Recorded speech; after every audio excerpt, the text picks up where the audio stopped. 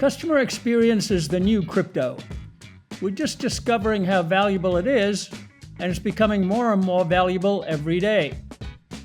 In this episode of the Value Creators Podcast, we talk to Sujay Saha, CEO of Cortico-X. He's the leader in experience design, and he'll illustrate how the best companies are reshaping the customer experience in the AI era. We'll discover experience-led architecture and how this new way of thinking can transform a business from reactive to proactive growth. We'll learn how to measure the real value of experience so you can prove ROI and not just talk about customer satisfaction. And finally, we'll learn how AI is changing the way organizations understand people and their experiences because they can blend data and emotion to design experiences that drive loyalty and long-term value. Customer experience future-proofs your business around people and not processes and their outcomes. Listen to this episode. This is the Value Creators Podcast, your source for a new kind of business education, escaping from business administration mode and entering dynamic entrepreneurship mode. We're guided by entrepreneurial economics, which is the source of all growth and positive change for businesses of all sizes in all markets. We talk to experienced experts in value creation so that there's business learning for you in every episode. Sujay, welcome to the Value Creators Podcast. Thank you so much, Hunter. Excited to be here. Well, we're super excited because you deal in customer experience, as we'll explore and explain as we go through this. We believe that customer experience is the core of value, and value is the purpose of business, value creation. Experience drives customer loyalty, customer repeat, it drives cash flow, it drives all of the differentiation that business seeks. It's everything about value. So Cortico-X designs, implements, and measures experience value and forecasts future value trends. So we're going to ask you about all of those, Sujay. But I tell you where I'd like to start is define the customer experience for us. What is customer experience? When we say those words, what should we be thinking about? Absolutely. And great that we are getting ourselves grounded with that important definition first and getting on the same page. The way I would define it as customer experience is an overall perception that the customer builds of the company based on the interactions, the touch points that they have throughout the journey that they have with the brand of the company. It can be shaped by some real tangible factors like the product itself, the website that the customer is interacting with, the layout of the store, or the branch in case of like a bank.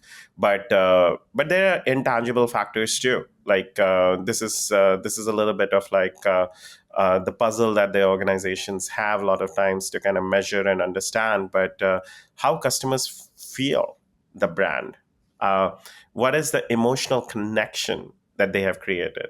What is the perception, not the reality? You may be thinking you're creating a great experience, but if the perception is not good of that, and they're thinking that you're trying to do something for the sake of something specific or selfish for the company, then the customers don't appreciate that.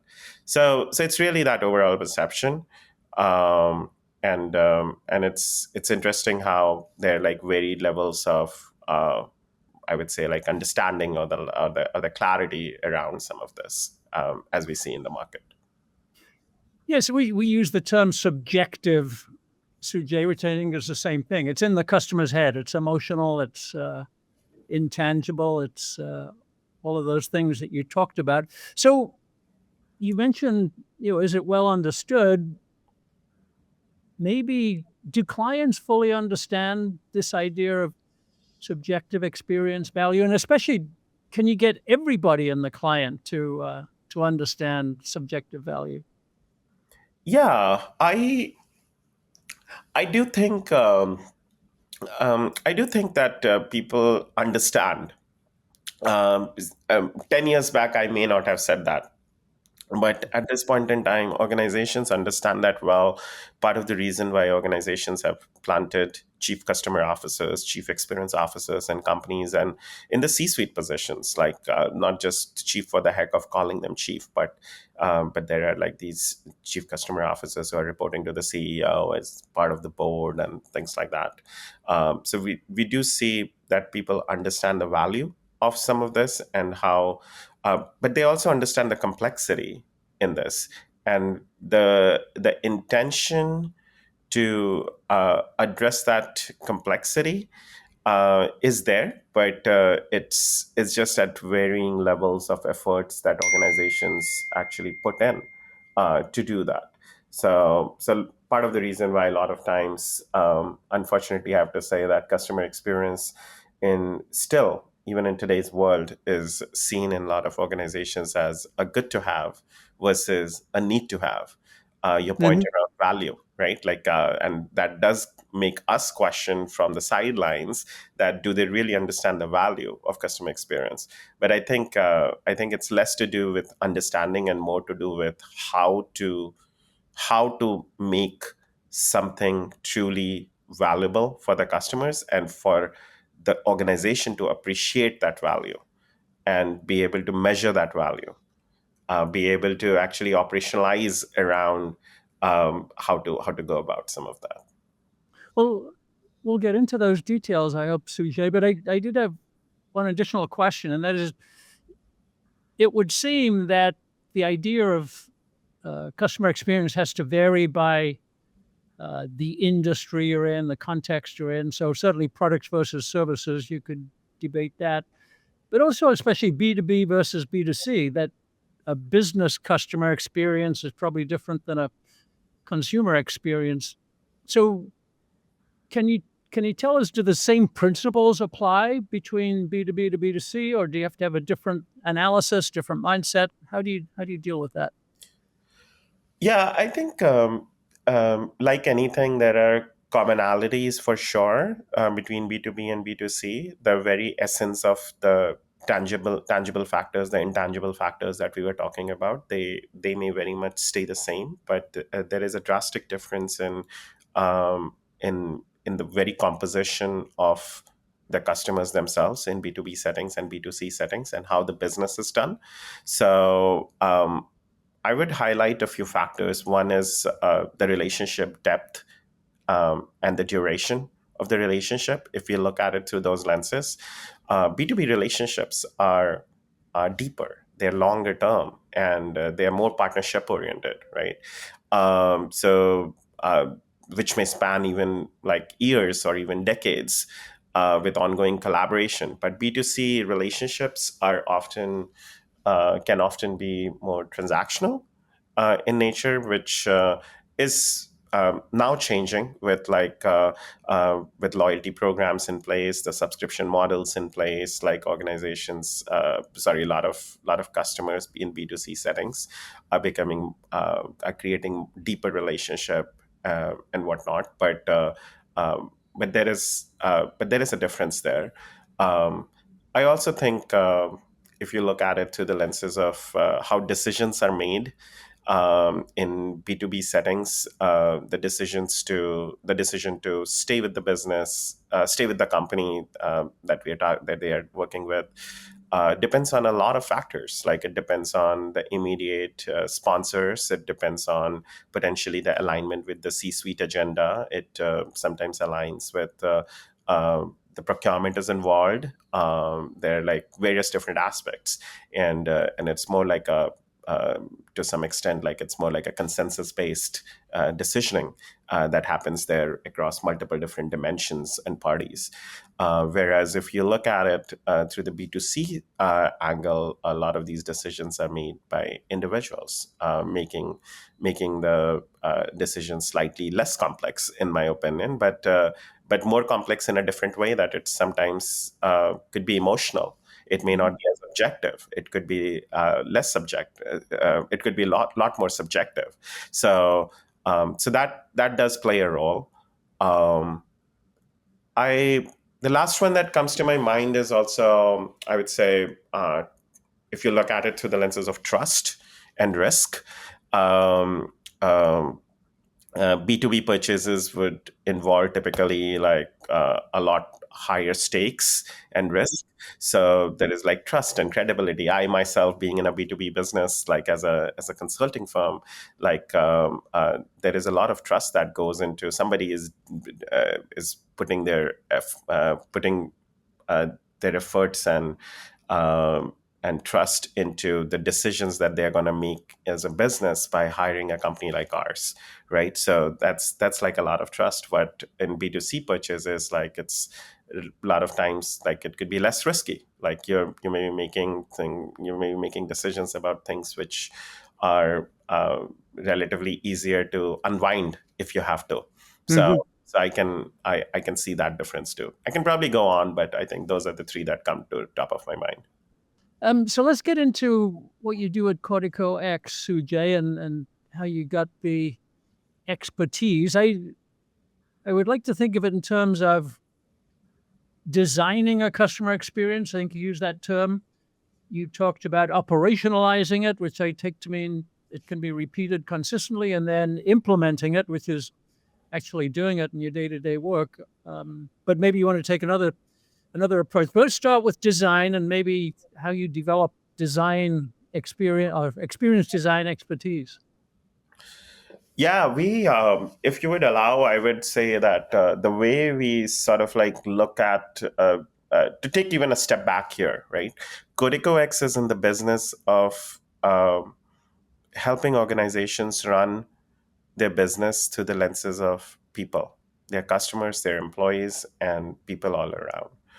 What that means is, in fact, literally, our mission statement is what's best for people is what's best for an organization. Mm-hmm. Um, and it's not a socialist cause. The intention is that, hey, if we build prudent businesses, the prudent businesses can be built around by making sure that you better understand the customers well.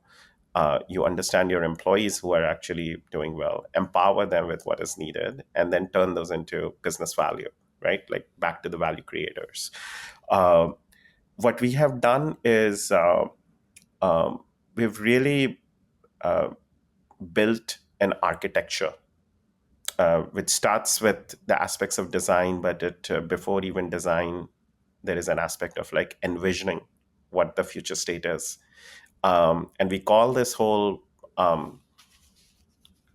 let's call it the methodology or the framework or the structure as experience led architecture. Okay. So, essentially, the challenge statement that we saw in the businesses were that organizations are continue to stay reactive. They're reacting to shareholders. They're reacting to disgruntled employees. They're reacting to something, and they're reacting by bringing in and slapping solutions. They even in this age of AI, unfortunately, I have to say that there are organizations that are actually just knee jerking and bringing in AI solutions. They are planting chief AI officers with like limited. Uh, um, Changes that they are making structurally within the organization and their operating model. So our fundamental belief is that it flows all the way from top to bottom, where you have to understand the value at stake. Mm-hmm. And once you understand the value at stake and what is fundamentally about the business model that you want to continue to propagate or change, turn it into thinking about what is the ideal state that you would have wanted to run the business with, and imagine the ideal state experience that you want the customers and your employees and people in the ecosystem to have. That may not be the experience that you can afford to build or deliver to today, but you need to envision that. This addresses a little bit of your design aspects, but before we even get into that, it gets into then breaking it into multiple future state points and saying, here is the version 1 of the future state, and then the version 2, and then the version 3, which ultimately hopefully someday become get closer to the ideal state. But as a company that is always looking to innovate and be out there as a leader, I would imagine that it's like constant um, push for everybody in the organization to reach that ideal state when the ideal state continues to move along. You know, so this is more of a shift in the way the organization runs with that philosophy that you understand the value at stake, you create an ideal state, you break it down into future state versions, all through the lenses of people. And Hmm. when you do that, you have created a vision which is inspiring, which is relatable, which is something which can be measured in some ways. And then you break it down further. We go into like I think you may probably go in here in your next wave of questions, uh, but then it goes into like probably diving it into technical architecture, the data architecture. What do you need to do in terms of your operating model and structures, things like that. Uh, Okay, well let's go there in a second. But um, value at stake, Sujay, that's a super intriguing idea, and you kind of uh, give us an inkling of that. But is there an anecdote or an example or something that we can relate to that would help us understand value at stake? How do I define that? How do I think about value at stake? yeah. So uh, let me take an example of a quick service restaurant. So I coincidentally just came out of a meeting with one of our clients there, and so this is fresh in my mind. Um, let's imagine a fast food company that actually sells stuff through a drive-through today. Hmm. Um, while they're doing just a fine job fulfilling orders and taking orders through a drive-through, the future could be very different. In the future, with a lot of like remote work happening and things happening along those lines, um, uh, the value at stake could be not just about how do you make the drive-through experience be the best for people, but actually thinking about the value at stake is how do you create let's call it like a fine dining experience um, uh, with a fast food chain, Hmm. and to or how do you create like not just in the age of data and AI, when you're thinking about personalization, don't think of Sujay to be just one Sujay. Think of Sujay to have like various different avatars. Sujay could be hanging out with his college friends and late in the on a Saturday evening, and he wants to grab a fast food something from the fast food joint. Could be a very different Sujay compared to a Sujay who is a business executive who is in Hmm. two meetings and he needs to grab something on the go very quickly and go to the next meeting. So the value at stake over here is the alternatives that are out there in the market, and for how the organization thinks about that value to be the growth that the business could actually create Hmm. as they aspire to become bigger and broader than what they are today or what Okay, so some kind of ultimate state that we're trying to get to. you're right. Good. So I've got a better handle on that kind of exercise. So now you start to talk about you break that down into steps. What's more immediately achievable, and then what's the next stage and the next stage. So tell us a little bit more about those architectures that you started to mention, the Yeah, technological no, architecture and so on. yeah, no, absolutely. I mean, the intention was uh, we wanna change the way the businesses are run, and the intention is not to think and start and stop at design of experiences, but actually think about how do you manifest them into reality. And to manifest them into reality, the aspect that we fight with on an almost on an everyday basis in organizations is that there is a lot of debt around tech, around data, the data that people don't understand, the data that is not necessarily governed in the best way. and the operating structure model, which are like more age-old practices around like how you have run the business and incentivize the P&L leaders to run the business in certain ways. A lot of that needs to fundamentally change. So we basically divide the future aspiration into all of those and not leave it into like just aspects of product design and experience design itself, and take a more strategic path. And then there is a current state, right? So we appreciate and empathize with the current state, and then there's a term that we use as the aspiration gap. So once we understand this ideal state and the future state that you're going after, and here is the current state, like there is an aspiration gap in between that we have to fulfill, which is what we end up doing. So it's much of a business strategy framework that we are bringing in through the lenses of an experience-led architecture. Once you've got the design and the architecture, Sujay, you have to get the business, the employees, the system to implement it. So how do you bridge that gap from the design and all the details of architecture to I've got to deliver it every day, and everybody in the company has to deliver it every day?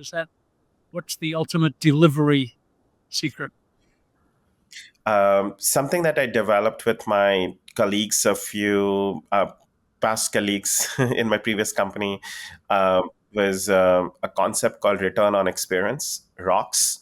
The intention of that was how do you help organization to not just see return on experience as a metric, but as a system that measures and manages the efficacy of what I am calling today as the experience-led architecture. So that you are able to almost like quantify that here is the business value at stake, which is then decomposed into those different parts that I was talking about, and imagine measures across the board around the drivers of experiences for the customers and employees to the North Star metric, which then gets connected into a different set of like initiatives and opportunities across the board. You are able to prioritize a lot of that, and you're able to see all the way. There is like a through line all the way to the value that is getting generated, to the investments that are being put into certain initiatives which are moving certain drivers of customers and employees. So that is what we do. We have like a well-defined measurement architecture to actually to make sure that we are able to put that hand in hand along with an experience-led architecture. Is ROX a number, Sujay, like a 5% return, or is it a rating, an A, B, C, D level? No, it's a system. It's a system to run this experience-led architecture that I was talking about at scale. So it's definitely, I mean, there are aspects of it like customer lifetime value, net promoter score. They're like those kind of what I'd call like the metrics that actually help in understanding the outcomes, measuring the outcomes. But then it's a system of measures and metrics across the board, which helps in keeping a pulse on like where are we lacking and or where are we succeeding, so that we can amplify some of those. Okay, so kind of a dashboard that you can monitor. Good. We're delighted to announce the Value Creators online course for entrepreneurs in every kind of business, big, small, or medium, at every stage, in every industry. Our course provides the foundations and principles on which to build success. Simple, clear purpose and principles give rise to creativity, innovation, and competitively superior business action. There are 11 foundational principles or mental models that together cohere into the value business model. Principles for value generation, principles for value operations, principles for value finance and accounting, and principles for value sustainability, as well as the new knowledge accumulation you'll need for continuous innovation. These principles are delivered by top business professors from top business schools: Mark Packard, Per Byland, Gordon Miller, David Rapp, and Bart Vanderhagen. You'll find video lessons from them, along with downloadable tools, processes, and other valuable content. Master these lessons, and you'll master the most important skill in business, value creation. Go to thevaluecreators.com and click the course link. You mentioned employee experience, Sujay, and that's always fascinating. In itself, can Mhm. you design and manage a employee experience, but also as part of the system, do employees need to have a good experience in order to deliver a good customer experience? So, how do you integrate the employee experience? Yeah, I mean it's a classic saying like employee experience and customer experience are interconnected, and there is intuitive value in thinking about them together. But let me maybe give you an example of what we ended up doing with like one of the in one of the call centers. The call center measured the experiences of the customers through like a classic survey technology. But what we ended up doing was to not just let the customer experience be captured, but also the experience of employees be captured right after the call, and also a perception of employees of the customer experience be captured too. So it's almost like the question around like what what do you think was how would the customer rate the experience that you just provided to them? So it's like the voice of the customer through an employee, and Mhm. then and then you have like the voice of employee itself, which is around like, hey, how was your experience handling this call? When you do that, we were able to see some very direct correlations and connections, and actually some surprises around like how some of the call center reps were seeing certain experiences to be excellent with the customers when the customer didn't necessarily go with that impression. So, a lot of this is like interconnected, but there's a lot of it which are what I'd call like blind spots for the organization, Mhm. and looking at them together in totality helps the organization in actually putting the right uh, um, sort of like initiatives and opportunities up there. Yeah, so the delivering this experience is a complex system, right? It's not the one-on-one to the employee to the customer, but all of the systemic, as you call it, the data architecture and the operational architecture and so on like that. It's a whole system that you got to be tuning. Absolutely. Exactly. And that's part of the reason why I was talking about like we have taken like this whole experience led architecture view to go about it. Yeah, yeah, it's brilliant. And so, one of the promises of the AI era, Sujay, is I call it radical personalization. Everybody gets their own experience, right? Because of the direct digital connection and the way that the customer is put in charge. Yep. Does that change your thinking about the experience architecture?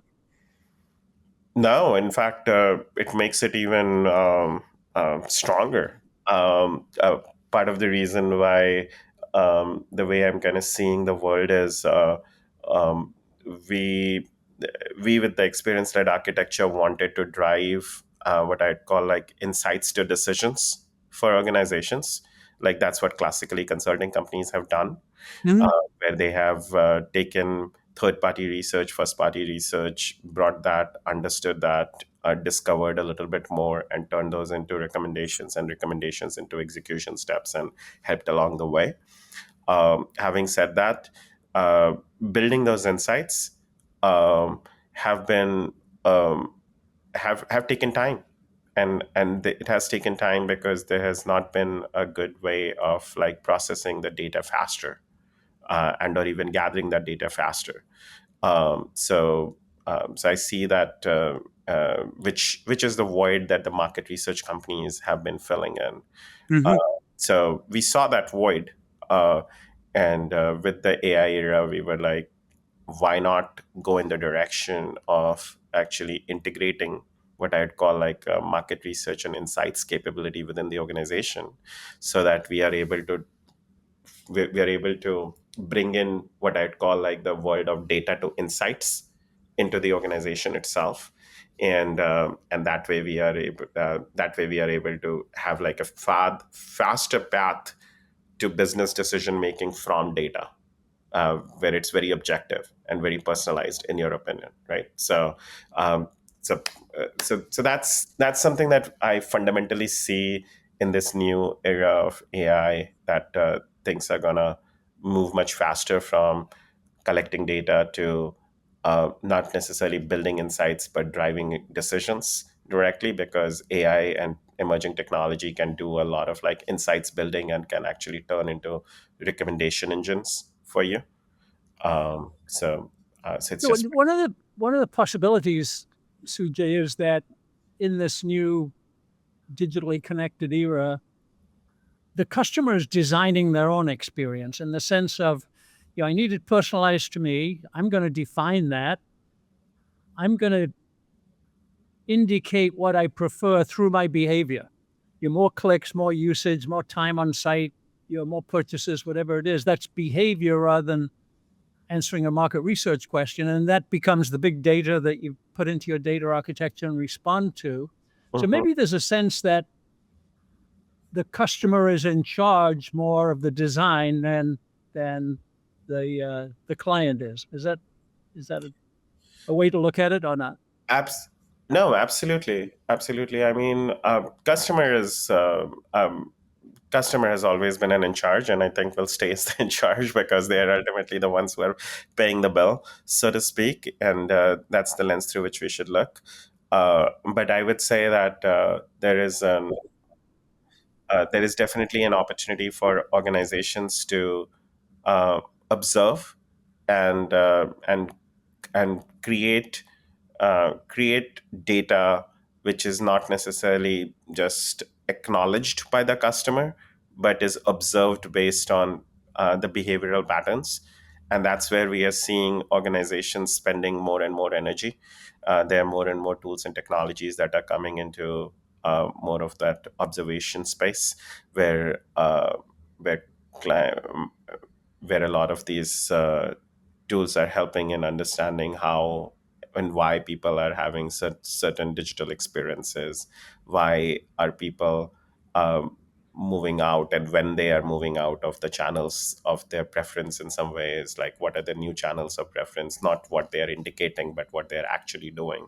So a lot of those observational skills and patterns are helping organizations already.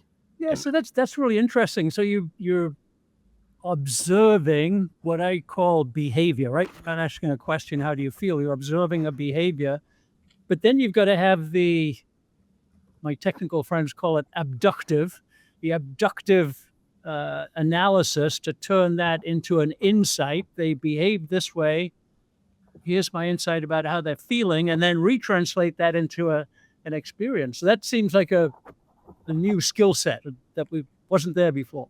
Yeah, absolutely. And in fact, I would even say that there is an opportunity to leapfrog a little bit and think about, like, hey, because I observed Hunter doing certain things in this way, you know what? My recommendation engine says that people like Hunter who do this thing could actually like this kind of an experience. So I'm going to present that future experience, which Hunter is going to try. And then I'm going to continue to observe and see what Hunter does. Because if he doesn't like it, like, I'm gonna quickly swap it with something else that he's gonna likely like, and I'm gonna custom create something for you on the fly. So now, Yeah. if you do that whole thing, then now you have removed what I'm calling the insights engine in between, and you're moving directly from observable data to predictable recommendations, Yeah, which fascinating. And is there a human in that loop, Sujay, or is the AI doing that automatically? see, the way I can imagine is like humans are gonna be in the loop for the most part across the board, but a lot of this technology is gonna take over in many which ways and doing things. I think it would be designed around humans to help humans create a great experience, for humans to stay in the loop till we feel confident and comfortable that the engine is working. and or like aspects of quality checks and things like that. But I feel like it's going to be like a fundamental shift in this era for organizations to try out and test out more efficient, effective, faster techniques to elevate the experiences and Yeah. create more value, you know. Yeah, it's fascinating because the experience, as you've described it, it's human, right? Only the human can have that experience. The AI can't have the experience, but it can make these recommendations based on behavioral patterns. But to decide or have an idea of whether the new recommendation is going to have the effect of a better experience on the human, it seems like a human needs to be in that loop to make that evaluation. Yeah, I mean, right now that's how I would say too, Hunter. But I would say that let's not be surprised when just in a Yeah. few days we will feel like, you know what, am I the better predictor of the results, or is the system gonna do it better than me? Uh, Yeah. it's I'll use like my classic example that I've used in a couple different times, like Waymo, for instance, right?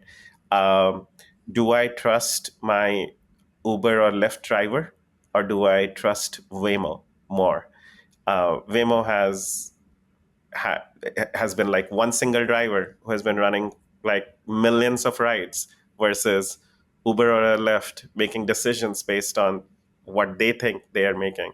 Like me as a customer, I feel like when at scale and the technology is proven, I think my probability of staying safe in a Waymo is much more than an Uber or Lyft.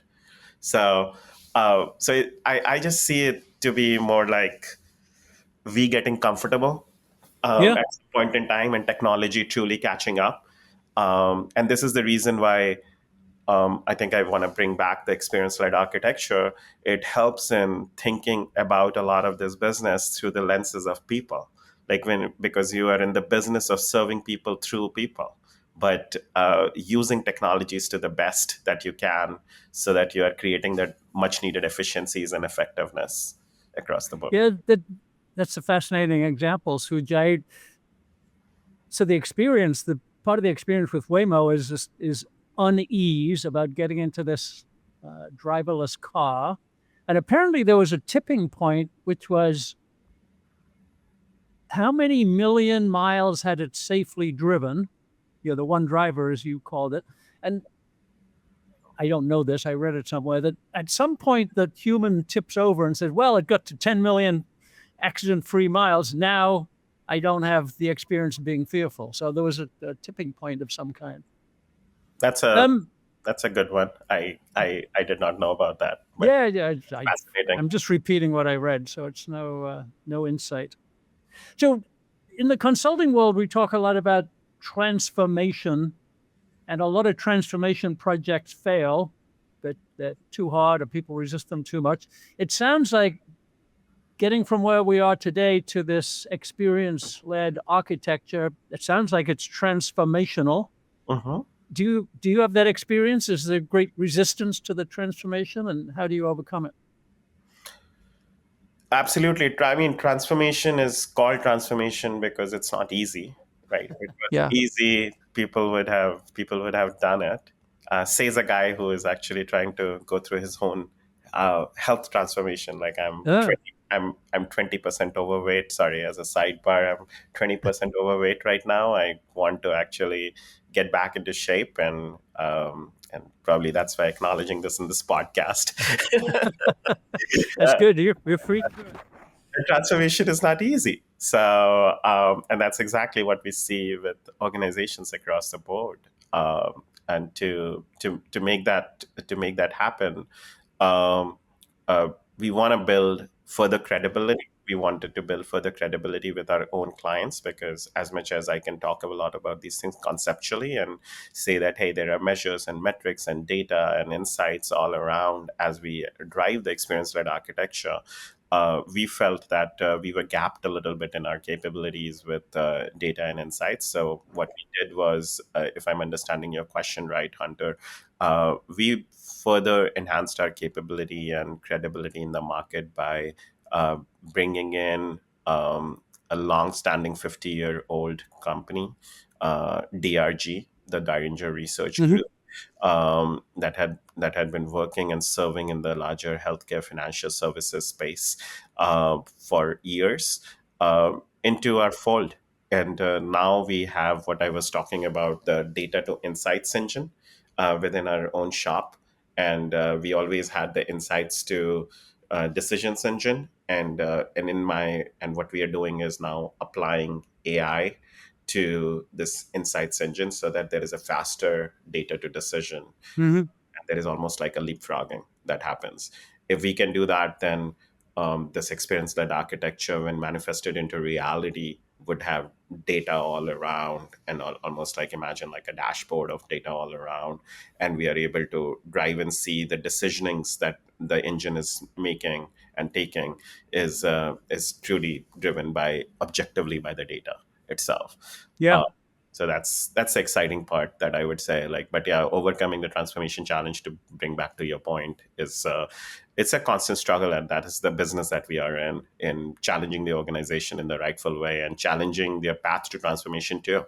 Like, a lot of times, like the transformations are incrementalism at the best, but unfortunately they think it's a transformation. And we are in the business of challenging a lot of that. Yeah. And you mentioned speed there, Sujay. It also seems to me that speed is something fundamental in the customer experience. I certainly feel it as a customer, to go off in a sidebar like you did. Everything's changing so fast. I Mhm. can't keep up with AI. I always feel like I'm behind the times. I'm using ChatGPT, and other people are making movies with it, and it just changes so fast. Are you finding that in the world of managing customer experience? How's the customer feeling about the speed of change?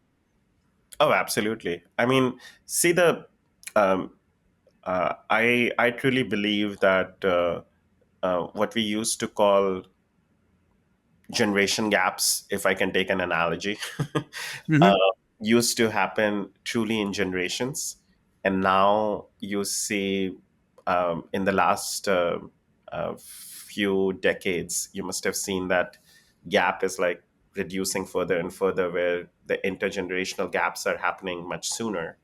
I would imagine that to happen even sooner in Yeah. the future, right? So, like, that part is shrinking to the point where everything has started to feel like, if you don't, to your point, Hunter, if you don't stay up to speed on certain things, like within an year, you feel like, oh my God, my everything is obsolete and I don't understand. Right. I do think customers are customers, and certain fundamentals haven't changed and won't change. Like, a customer wants to have an experience where they want the brand and the company to know them well, and then serve them the way they want to be served, through the channels that they want to be served, and with the products that they want. And their aspirations are changing and probably increasing even more around, like, how you go about doing it, the speed at which you want to do some of this. But at the same time, I mean, I do feel like some of those fundamentals remain the same. So I do see, in the age of AI, things are gonna become faster, but then, relatively speaking, but I do think, like, there are a lot of similar principles that would apply as they would apply in the past. Part of the reason why uh, all of this AI wave that you saw in the last 2 years, 1.5 years, around, where people thought that AI is going to change the world, and everything is going to be very different. You are seeing a lot of organizations retracting their talk track on a lot of that. Hmm. So they are using it in pockets of efficiencies, pockets of effectiveness, pockets of innovation, product development, things like that. I will call it very analogous to emerging technologies in the past, like when digital came in, and when, for the first time, Microsoft Office came in, like a lot of these things like felt like that's going to change the world forever, and which is true in many which ways. But then it's also true that some of the fundamentals remain the same. Yeah. So it's a long time since somebody, I can't remember who, coined the term the experience economy. Mhm. And the point they were trying to make is you got to manage the customer experience because quality is getting higher and higher and services are getting better and better. And that was true of how old that idea is 50 years ago.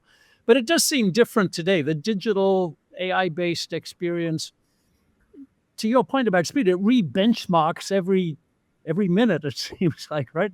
My new benchmark is this, but boy, in 10 minutes, it's going to be something different.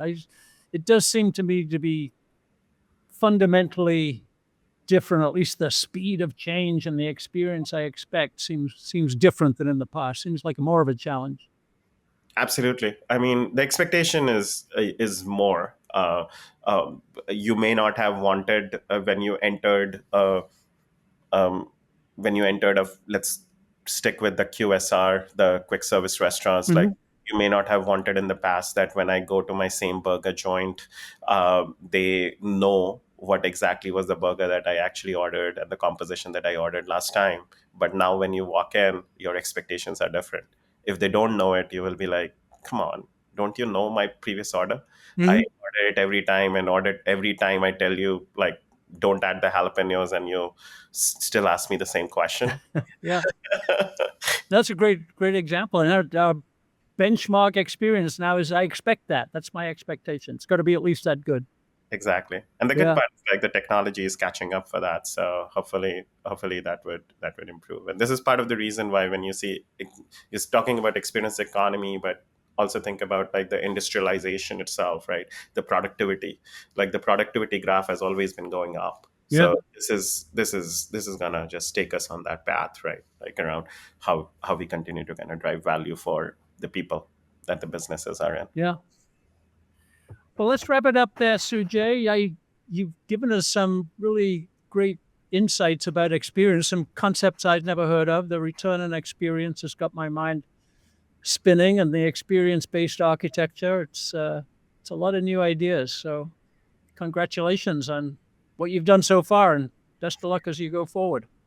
No, I appreciate it, Hunter. There is a whole team behind me, and for what I call like the group of experience activists.